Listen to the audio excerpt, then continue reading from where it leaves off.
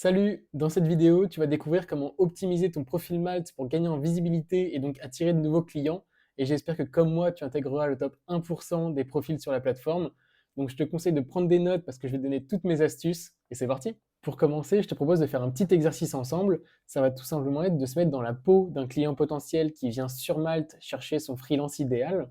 Et du coup, cette démarche-là, elle va nous permettre de voir tout le process derrière la recherche et surtout, nous, de déduire les éléments à mettre en valeur, comment modifier son profil pour taper dans l'œil de ce client potentiel et forcément augmenter nos chances qu'il nous contacte et qu'on ait cette mission derrière. Donc voilà, je viens d'accéder au site Malte, donc vraiment la page d'accueil sans être connecté ni rien, c'est vraiment la page que voit le client potentiel.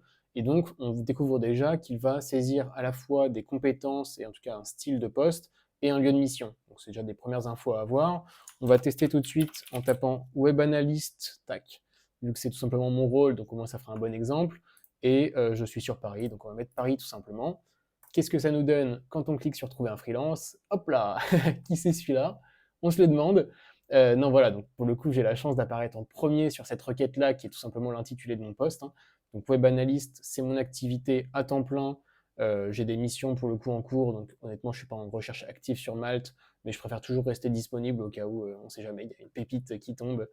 C'est toujours bon d'être disponible. Et donc, ce qu'on voit, donc, c'est évidemment qu'il y a une liste de profils qui apparaît, et donc on peut faire notre choix à partir de ça. Et donc, quelles sont les infos qui apparaissent pour lesquelles il faut en tenir compte principalement? C'est bon, le nom, on n'a pas trop le choix là-dessus, on met son vrai nom et ça s'arrête là. La localisation, parce que du coup, j'ai notifié que je voulais quelqu'un à Paris, donc forcément, il affiche tous les gens qui sont à Paris. Le tarif, évidemment, ça peut être une bonne info pour un client qui est un peu ric-rac niveau budget. Au moins, il a les tarifs indicatifs et de toute façon, il peut mettre un filtre s'il veut filtrer certains prix. On voit ensuite le titre, forcément, qui est un élément super important, évidemment, à la fois pour le côté SEO, parce que là, vous voyez que le web analyst, c'est le mot-clé qu'on a tapé, donc forcément, ça aide à ressortir en première position. Et après, il faut évidemment se vendre et expliquer les détails de notre spécification, de nos outils, etc. Donc c'est pour ça que moi, j'ai mis Google Analytics et Data Studio, qui sont les deux outils que j'utilise au quotidien.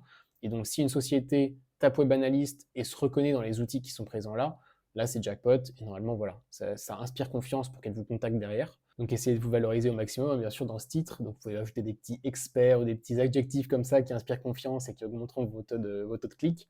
Mais sinon, forcément, il faut aller voilà, taper dans du mot-clé qui est très sollicité. Et on le verra juste après. Il y a un onglet dans Malte qui est super bien fait pour avoir toutes les stats. Et au moins, ça permet d'avoir une bonne idée de ce que les clients potentiels tapent dans les recherches. Ensuite, on a évidemment les avis du coup sur la plateforme, donc de nos missions précédentes. Donc là, autant vous dire qu'il faut absolument avoir 5 étoiles. Et donc vos premières missions, il faut tout donner pour avoir ces 5 étoiles-là. Sinon, ça peut être vraiment pénalisant à la fois pour l'algo et à la fois en termes de visibilité, tout simplement. Quand on arrive sur une page qui a que des 5 étoiles et un 4 étoiles, c'est quand même moins tentant. Et si vous n'avez pas encore fait de mission, tout simplement, essayez de vous démarquer par autre chose. On le verra juste après, mais il y a toujours un espoir d'apparaître au-dessus de certaines personnes.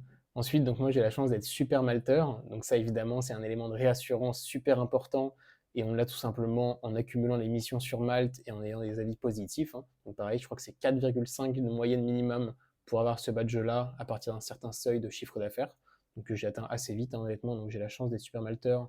Il y a 3 niveaux, hein, d'ailleurs de super malteur, puisque vous voyez que Violette par exemple est super malteur 3, donc j'ai fait partie de cette élite-là, mais finalement, en fait, mes dernières missions n'ont pas été sur la plateforme, et du coup, ça baisse ton chiffre d'affaires des 12 derniers mois, et donc il te régresse au fur et à mesure.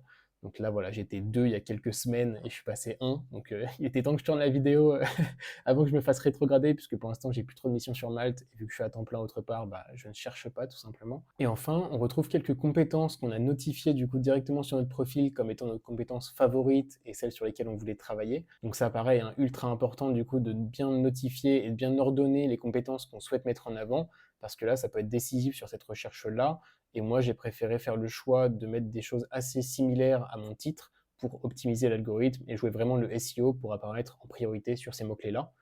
Et donc, ce qu'on peut voir, c'est qu'il y a une petite coche à côté des compétences où je suis certifié. Donc, pareil, ça fait un petit élément de réassurance en plus. Quand la personne veut du Data Studio, et elle est servie, elle sait que moi, je corresponds totalement au profil type. Et enfin, il y a 2 éléments que j'ai pas encore évoqués, mais qui sont pourtant super visibles. Ça va être la photo de profil. Forcément, autant vous dire qu'il faut une photo de bonne qualité, que vous soyez souriant, etc. Et là, je vous avoue que je fais un petit test sur le fond. Donc, je tente de mettre ma couleur jaune que j'aime bien et qui est du coup un peu représentative de mes réseaux, YouTube, LinkedIn, etc. Donc, je me dis que c'est un peu flashy et comment ça peut attirer l'œil Donc je peux faire un petit test sur quelques semaines, on verra ce que ça donne et sinon je reviendrai en arrière, hein. Je pense qu'il n'y a vraiment pas de honte à tester des choses. Même vous avez l'accès aux statistiques Malte, donc honnêtement, dès que vous tentez quelque chose, hop, vous faites un petit réajustement et vous voyez ce que ça donne sur les semaines à venir. Et évidemment, le petit côté disponible, donc ça, vous voyez par exemple que Violette ne l'a pas, et donc ça peut inciter des clients à ne même pas la contacter s'ils voient qu'elle n'est pas disponible tout de suite. Et donc moi, je me laisse en disponible, même si je ne sais pas forcément faire de mission maintenant, mais je me dis que ça booste un petit peu l'algo en ma faveur, et donc autant le mettre, ça ne coûte rien. Donc forcément, pour finir, donc ce qu'on se dit, c'est que ce qui attire l'œil, évidemment, c'est tous les profils en entrée de jeu. Ce qu'on voit, c'est qu'il y en a quand même une sacrée quantité, donc si tu es mal classé, c'est marrant, je vois un ancien collègue qui est devenu un ami du coup, mais qui est également là du coup à 690 euros et qui a pas mal de missions aussi. Donc salut Guillaume, hein, si tu me vois au passage. Mais du coup, on disait, ouais, il y a beaucoup de profils, et donc forcément, et même pas mal de pages, hein, bien sûr. Donc là, j'ai même pas le nombre de pages, mais 350 résultats sur Paris pour un web analyste. Et encore, il y a sûrement des niches beaucoup plus concurrentielles que ça. Mais il faut savoir aussi que les clients n'ont pas forcément envie de le faire eux-mêmes, du coup, cette recherche de profil. Et donc, comme vous pouvez le voir en bas à droite, il y a une petite feature maintenant qui permet à certains clients, du coup, en général des gros comptes, donc des gens qui ont de l'argent, des grosses boîtes, etc., mais de missionner quelqu'un de chez Malte pour aller leur sélectionner quelques profils. Et ensuite, forcément, ils font la sélection eux de leur côté, mais parmi une shortlist, plutôt que d'aller se dérouler justement la liste de tous les profils comme ça. Donc ça, c'est vraiment pas mal justement, parce que je crois que typiquement ma première mission, c'était quelqu'un de chez Malte qui m'avait contacté sur ce modèle-là. Et donc je n'avais pas forcément un profil dans les tops de mon secteur d'activité, mais au final, quelqu'un m'a fait confiance et ça permet de se lancer du coup assez facilement. Et enfin, le dernier élément important qu'on peut notifier sur cette page, c'est la présence des filtres, donc sur la gauche. Donc évidemment, voilà, c'est un peu long d'étudier tout ça, mais je pense que c'est vraiment efficace et ça peut vraiment t'aider à débloquer un mécanisme dans ta tête d'interprétation de comment ton profil doit être optimisé pour plaire aux clients. Donc ce qu'on voit, c'est que les filtres sont là. Le premier filtre, évidemment, c'est sur le tarif. Donc forcément, tac, si tu te mets en dessous de 600, j'apparais plus et il y a forcément une nouvelle sélection qui se fait. Donc si tu te positionnes sur un tarif réduit, tu peux bénéficier de ce filtre-là. Hop, je me remets tout de suite à 810, qui est le maximum apparemment sur cette niche-là, donc 810 euros par jour. Ensuite, on a un filtre dédié au statut de super malteur. Donc là, évidemment, si tu ne l'es pas, c'est un petit blocage pour avoir tes premières missions. Mais si tu l'es, pour le coup, c'est l'autoroute, hein, vraiment, ça peut vraiment débloquer des grosses propositions. Et moi, je sais qu'au final, bah, j'en reçois pas mal et je suis obligé d'en refuser pas mal vu que je suis déjà à temps plein. Donc c'est un petit peu frustrant. Mais au moins, voilà, c'est quelque chose qui te permet de, si tu es impliqué sur Malte et que tu fais les choses bien et que tu as des bonnes notes et des clients satisfaits, et bah pour le coup, tu sais que ça peut vraiment aller très loin. Et à partir du moment où tu es super malteur, là, ça va vraiment passer dans un niveau supérieur. Donc voilà, pas mal de filtres. Et évidemment, on suppose que ceux les plus hauts sont les plus utilisés, donc notamment celui sur le tarif et sur les supermalteurs. Donc c'est quelque chose à prendre en compte. Donc ce que je te propose maintenant, c'est d'aller étudier mon profil du coup en particulier pour que je te montre vraiment toutes mes petites astuces que j'ai pu mettre en place et qui, je suppose, améliorent mon référencement, parce que du coup je suis bien référencé, donc forcément ça doit avoir un impact. Et donc cette fois-ci, je me suis connecté hein, pour vraiment avoir accès à tout, parce qu'il faut savoir que du coup, si un client n'est pas connecté sur Malte, il y aura pas mal de choses en grisé ou avec un petit cadenas pour l'inciter forcément à créer un compte. Et donc, au moins là, on aura toutes les infos. Donc forcément, ce qu'on remarque en premier lieu, c'est que tout le header est dédié aux éléments clés, et donc notamment ceux qu'on a vus précédemment pour distinguer les différents profils, à l'exception notamment des recommandations. Donc là, toc, si on clique, ça nous emmène directement en bas. Et donc on voit les différentes recommandations, alors pas sur des missions effectuées sur Malte, mais sur des recommandations externes, donc de précédents collègues qu'on a pu avoir en mission, en CDI ou en stage ou quoi que ce soit. Donc si vous n'avez pas encore de mission, demandez hein, du coup à vos proches de vous mettre des recommandations, de citer les compétences, etc. Parce que c'est vraiment efficace et c'est votre seul moyen de vous distinguer tant que vous n'avez pas d'avis officiel sur la plateforme. Ensuite, un élément super important, ça va être le tarif forcément. Donc là, comme mentionné, il est qu'indicatif. Donc c'est une information qu'il faut donner. Alors je vous conseille clairement de mettre quelque chose parce que ça ne sert à rien de faire perdre du temps à la fois aux clients et à la fois à vous si c'est des discussions interminables pour savoir quel est le prix, etc. Donc il vaut mieux le mentionner, mais il faut savoir que ce n'est pas du tout définitif. Donc vous pouvez totalement, au moment du devis, faire une estimation plus faible ou plus élevée selon le besoin du client. Donc voilà, c'est juste pour que le client ait une idée globalement de votre tarif approximatif. Et ce que je te recommande surtout, si tu ne l'as pas encore testé, c'est d'utiliser mon petit simulateur de revenus en freelance, du coup, qui sera dispo direct en description. Donc c'est totalement gratuit, hein, évidemment.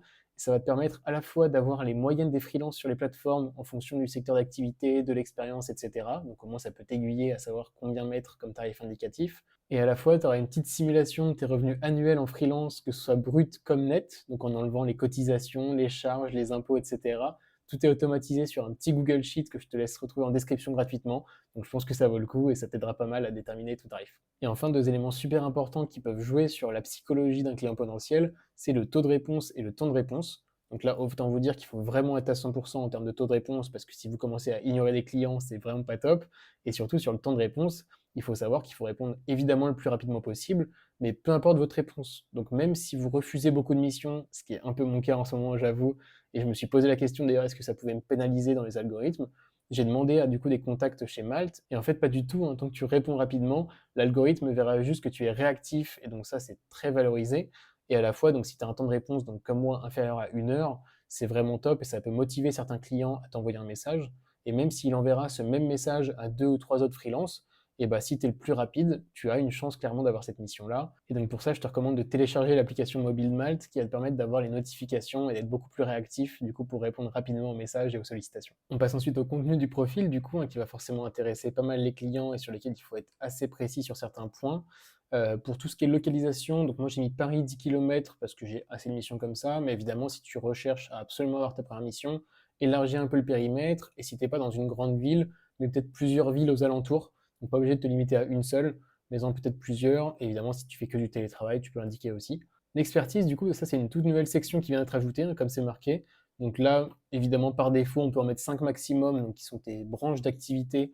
Donc j'en ai mis 5 et essaye de trouver celles qui correspondent le mieux à ton secteur et à ce que tu peux apporter. Ensuite, pour la partie vérification, évidemment, je te conseille de le faire, hein, ça fait des points en plus, et donc tu vas potentiellement passer devant certaines personnes qui n'auraient pas fait toutes ces vérifs. Donc si tu as tes papiers de société, évidemment, fais-le, ça prend quelques minutes. Par contre, forcément, si tu as créé un profil sans avoir ta société, tu peux perdre quelques petits points là-dessus, mais c'est pas dramatique, honnêtement. Tu peux totalement trouver une mission sans les avoir. Ensuite, on arrive sur les compétences. Du coup, là, c'est super important, évidemment. À la fois, il va falloir blinder les compétences. Donc, si tu en as une quarantaine, une cinquantaine, mets-moi tout ça. Clairement, n'hésite surtout pas, même si tu n'es pas expert de certaines, tu peux évidemment notifier donc avec les niveaux. Donc, je te conseille évidemment de mettre la majorité de 3 sur 3, hein. Vu que ça va de 1 à 3, il faut quand même montrer que tu es un minimum expert. Mais tu vois, même moi, j'ai mis quelques 2 sur 3 sur des éléments où je ne suis pas non plus expert, en tout cas, je ne suis pas non plus fan de l'outil. Donc je mets 2 sur 3 parce que c'est pas non plus de là que je veux travailler absolument. Mais voilà, donc mets le maximum de compétences, hein, clairement, faut surtout pas hésiter. Je sais même pas combien j'en ai, perso, voilà, je dois avoir une quarantaine, une cinquantaine. La majorité, évidemment, et ceux que je préfère utiliser, je les mets tout en haut pour que ce soit les plus valorisés par rapport à l'algorithme, et même le client, il les verra en premier, donc c'est quand même évidemment les éléments sur lesquels je souhaite travailler. Mais j'ai aussi rajouté voilà, pas mal de choses où je suis que en 2 sur 3. Donc je sais que certaines personnes conseillent de mettre 3 sur 3 partout. Moi, j'ai préféré jouer l'honnêteté, hein, honnêtement. Je préfère largement avouer que je suis pas non plus le meilleur sur ces outils-là. Et au moins, ça donne plus de légitimité sur les outils, je mets 3 sur 3, selon moi. Mais donc, il faut à la fois avoir des compétences génériques pour tout simplement que les gens comprennent ce que tu fais, mais aussi, surtout, pas mal de compétences très spécifiques pour te démarquer et te spécialiser sur certains domaines. Donc, si tu as un outil que tu es un des seuls à maîtriser, évidemment, fonce là-dessus. Si tu as une compétence un peu insolite, clairement, il faut tout miser là-dessus. Parce qu'honnêtement, que tu sois 200e ou 800e sur une grosse activité, ça va vraiment pas changer grand-chose et tu auras toujours très peu de visibilité. Alors que si tu te focuses sur une petite niche et donc sur une spécialité où tu peux viser par exemple le top 5 ou le top 10 dans les résultats de recherche, là, tu auras vraiment des chances d'être contacté et donc de décrocher tes premières missions. Et donc sur ces compétences, pour en ajouter d'autres et être le plus pertinent possible, je te conseille deux choses. La première, c'est d'aller voir les top profils du coup de ton activité. Donc tout simplement de t'inspirer ce que font les autres, et peut-être qu'il y a certaines compétences auxquelles tu n'avais pas pensé, donc ça te permet d'ajouter quelques choix à ta liste. Et la deuxième, c'est ce qu'on va faire tout de suite. Je pensais le faire plutôt en fin de vidéo, mais au moins on est directement là-dessus parce que c'est quand même quelque chose de super important. C'est les statistiques. Donc c'est un onglet à part de Malte et de ton profil, mais qui te permet du coup d'avoir notamment ce tableau qui référencie tous les mots-clés qui ont permis de te trouver sur Malte. Donc hop, là on a les 5 premiers et on peut tout simplement dérouler ça pour avoir une liste un peu plus longue. Et donc ça va te mettre à la fois le mot-clé tapé par le client, le nombre d'apparitions du coup sur la période en cours. Donc là on est au mois, mais on peut le mettre également à la semaine. Et surtout du coup la position dans laquelle tu as atterri en moyenne dans la recherche. Donc évidemment on veut minimiser ce chiffre-là. Et donc ce qu'on voit c'est que Web Analyst, comme on a fait le test tout à l'heure, c'est apparu donc 12 fois sur cette semaine et j'ai été premier à chaque fois, ou en moyenne plutôt. Mais du coup, il y a encore d'autres mots-clés, ou alors je m'en occupe pas forcément honnêtement, c'est pour ça que je ne suis pas super bien classé là-dessus, mais il y a d'autres mots-clés où j'apparais en 16e, en 8e, en 7e position, donc c'est les mots-clés les plus tapés sur cette semaine. Et donc ça, c'est vraiment une page où je te conseille de dédier pas mal de temps, surtout au démarrage, pour bien étudier toutes tes stats et comment tu peux améliorer ton profil à partir de ça. Parce que du coup, ça, c'est une mine d'or pour avoir les mots-clés intéressants et sur lesquels tu dois peut-être accentuer au niveau de tes compétences, de ton titre de profil aussi. Donc, comme on l'a vu tout à l'heure, moi, j'avais Web Analyst dans le titre, donc forcément, ça me booste au niveau du mot-clé Web Analyst.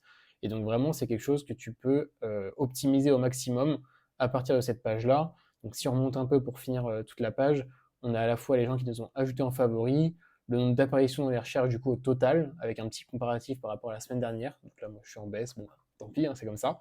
Et le nombre de vues de profil, donc sur les gens qui vous ont vu dans les apparitions, combien ont cliqué à la fois sur votre profil. Et ensuite, du coup, on peut comparer ça au nombre de messages reçus pour voir tout simplement si notre profil convertit bien. Et enfin, on peut descendre donc, pour aller voir à la fois ce fameux tableau et surtout aussi le petit graphe qui va être un bon indicateur pour si tu fais des changements sur ton profil et que tu souhaites attendre voilà, une semaine ou deux pour voir l'impact, c'est là-dessus que tu pourras le voir, donc à la fois sur les recherches et les mots-clés pertinents, et au total sur simplement les vues de ton profil et les clics. Donc c'est toujours des bonnes métriques à prendre en compte, et je pense que ça vaut le coup de les étudier. Mais revenons tout de suite sur mon profil parce qu'on a encore pas mal de choses à évoquer, et notamment la description. Donc ça, c'est évidemment super important parce que c'est quelque chose que tous les clients potentiels vont lire. Et donc, il faut à la fois que ça joue sur le SEO en mettant des mots-clés qui leur parlent à eux et à l'algorithme Malt, et essayer forcément de conclure et de donner envie aux clients de vous contacter parce que tout simplement, vous allez leur parler directement et il faut que vous évoquiez du coup les pain points, donc les points de frustration qu'ils ont et en quoi vous allez les régler.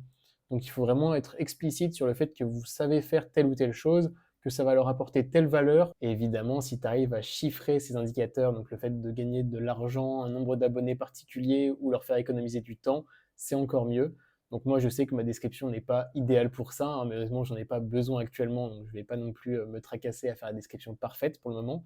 Mais je sais que c'est comme ça que je pourrais l'optimiser, et peut-être aussi en mettant quelques petits bullet points, donc pour bien relister mes compétences, bien donner envie et inciter à l'action. Donc il faut surtout pas hésiter d'ailleurs à renotifier des compétences au sein de la description, donc que ce soit pour le SEO toujours de l'algorithme et aussi pour que les clients se reconnaissent et aient bien une vision de l'ensemble de ce que vous savez faire. Donc voilà, en tout cas, si vous avez des choses qui vous distinguent, c'est évidemment dans la description qu'il faut les mettre. Et il y a aussi le portfolio qui peut faire l'affaire. Alors j'avoue que là, c'est vraiment un scandale ce que j'ai proposé. C'est un portfolio qui date de 2018 avec mes petites certifications que j'avais passées à l'époque, donc sur Google Analytics, etc. Je n'y ai jamais touché depuis parce que je n'en ai pas eu besoin, j'avoue. Mais évidemment, s'il te faut ta première mission et que tu souhaites vraiment te développer là-dedans, je te conseille vraiment de faire un portfolio établi avec toutes tes réalisations ou alors une liste de tes expériences, de tes clients avec tu sais, les petits logos des entreprises pour lesquelles tu as travaillé. Donc ça peut être des idées pour avoir un portfolio efficace et qui voilà, est plus utile que le mien, clairement. Là-dessus, je suis pas très exemplaire. Ensuite, je te conseille évidemment de bien remplir tes expériences, donc même des petites missions, des stages, ce genre de choses. Fais-en une section dédiée à chaque fois, ça ne vous coûte rien et honnêtement, ça fait toujours de la visibilité et ça peut être rassurant si un client s'identifie tout simplement à une compétence ou quelque chose que tu as déjà fait auparavant, même sur une courte durée, ça peut toujours servir. Donc bien penser à mettre tous les détails de la mission, un petit descriptif à chaque fois de ce que tu fais. Alors là, pour le coup, il est assez court, mais je crois que j'en faisais des un peu plus longs d'habitude, parce que je suis encore en mission, donc forcément. Et bien penser à mettre les compétences surtout. Donc c'est des compétences qui vont pareil être des mots-clés rattachés à tes compétences et à ton titre. Et ensuite les certifications, donc ça pareil, c'est quand même assez cool pour avoir les petites coches à côté des compétences que vous préférez. Donc là, typiquement, chaque certification, vous l'associez à une compétence donc, qui est mentionnée juste en dessous. Et ça permet, du coup, quand vous remontez, quand vous êtes cherché par quelqu'un, que cette compétence-là soit cochée. Donc ça rassure un petit peu forcément les clients potentiels. Donc voilà pour cette petite revue de mon profil public, donc tel que le voient les clients potentiels. Et je voulais simplement vous montrer une dernière chose, donc c'est l'onglet préférences de mission qui va te permettre tout simplement de mettre des critères sur les missions que tu souhaites, donc en termes de durée, de taille d'entreprise ou de secteur d'activité. Donc évidemment, voilà, si tu as des choses que tu ne veux surtout pas faire, tu peux le mentionner à cet endroit-là. Mais forcément, je te conseille de ne pas trop faire le difficile, surtout au démarrage. Donc quand tu n'as pas encore de mission, il vaut mieux pas te mettre des bâtons dans les roues. Et voilà, il faut prendre clairement les missions qui arrivent. Les premières sont vraiment les plus importantes. Et surtout, ce que j'ai remarqué, notamment pour la durée de mission, c'est que même des missions qui sont annoncées pour quelques semaines ou quelques mois initialement peuvent durer beaucoup plus. Donc honnêtement, ne pas mettre de filtre sur la durée de mission me paraît pas mal. Et c'est ce que je te recommande clairement, sauf si tu as vraiment des exigences ultra pointues. Voilà, merci beaucoup d'avoir regardé cette vidéo jusqu'au bout, ça me fait super plaisir. Si tu as aimé, je t'invite à me mettre un petit like, ça m'aide beaucoup pour le référencement. Et n'hésite surtout pas à commenter si tu as la moindre question, je me ferai un plaisir d'y répondre. Donc on se retrouve dès la semaine prochaine. Je t'invite à t'abonner évidemment pour ne pas rater ma prochaine vidéo. Et si tu te demandes quels sont les autres moyens de trouver ta première mission en freelance, il y a cette vidéo qui devrait t'aider juste ici. Donc n'hésite pas à cliquer. Et nous on se dit à la semaine prochaine. Salut!